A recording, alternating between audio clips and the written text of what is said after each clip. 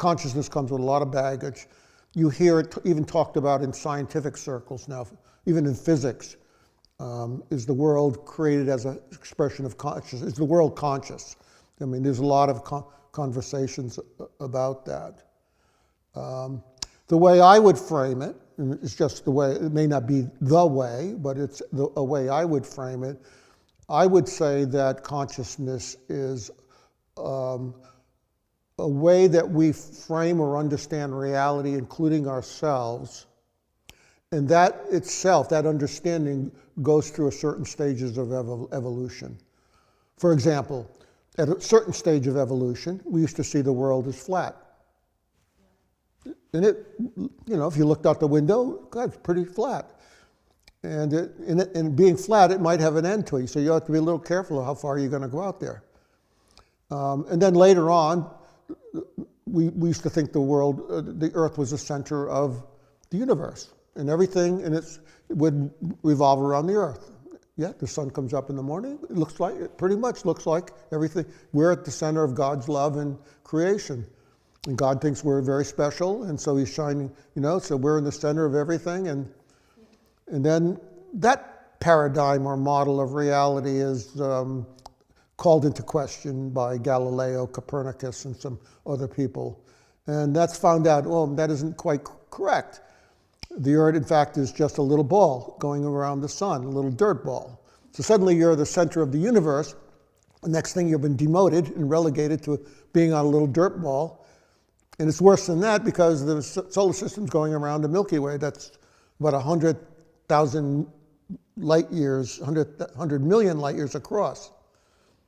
So, and it takes 200 million years to go around this Milky Way. And that Milky Way may be going around an even greater universe.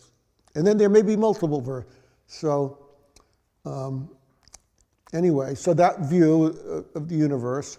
And now we got Newton. We got time and space. Newton comes up with the idea of absolute time. The universe is equipped with a clock that goes tick, tick, tick, uniformly, no matter where you are in space, and for everybody, it ticks the same. And then you have Euclidean space, where space is also the same everywhere. It's like a big 3D graph or something like that. And then Einstein comes along and said, hang on, that may not quite be how it is. And then comes the theory of relativity and general relativity. And then a few years later, you've got Bohr and other people coming up with quantum mechanics. And suddenly, Newton's whole conception of the universe is thrown up in the air, just like he had thrown up some earlier conceptions of the universe. So this evolution of consciousness and how we frame reality has been evolving itself. And so we find ourselves calling into question the very fundamental assumptions that constitute this reality that we find, that you and I were born into now.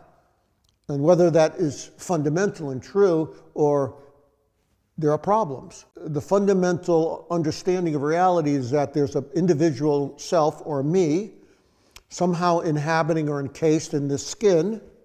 And then outside of me, there's an independent world that seems to be going on, separate from me. And we all seem to be being carried along in a stream of time where we have the past, present, and future. And we don't normally question that arrangement or that understanding or that framework. We live within that, and we deal with our lives from that belief. And it's merely a belief that it is that way. But the kind of inquiry that we do is we start to call some of those fundamental assumptions into question. Whether there's a me in here, whether the self is separate from the world around it, whether we are in time. So we question those. I won't share where we get to in that inquiry, because you'd have to do one of our programs to do that. But let's just say we give a rigorous inquiry into those fundamental assumptions.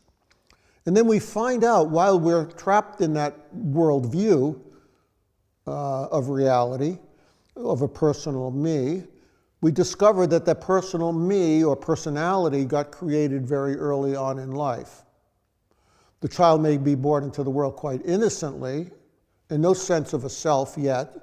It's just kind of an open space of wonder and possibility, and then slowly things happen. And there comes one moment where certain things are put into question about itself or about reality. And from that moment on, a personality, it's like a seed starts to germinate, a personality begins to develop to deal with what issue was going on at that moment.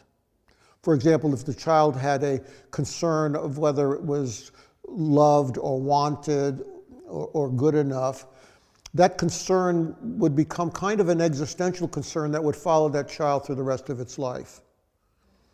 And so it would see its life in terms of that concern. It was kind of like it put on some glasses, colored glasses, with the concern being I'm not worthy or good enough or loved. And so it would naturally try to prove that it's good enough, and naturally try to prove that it's wanted and loved. That would be how the personality would be structured around.